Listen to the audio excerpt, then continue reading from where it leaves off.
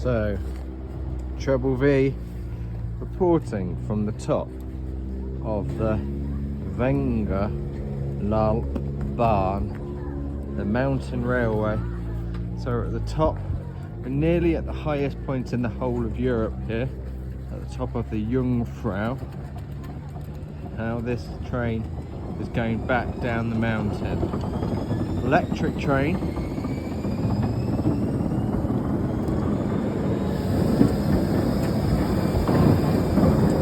Six carriages, I think it is.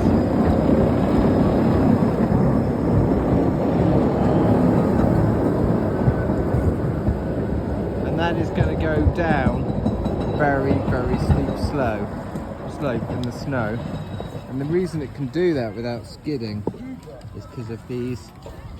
You've got the normal train tracks, but in the middle of the track, you've got this tooth that stops it slipping, so a cog will go into that. So a very cool railway, reporting from the top, near the top of Europe. Triple V, over for now.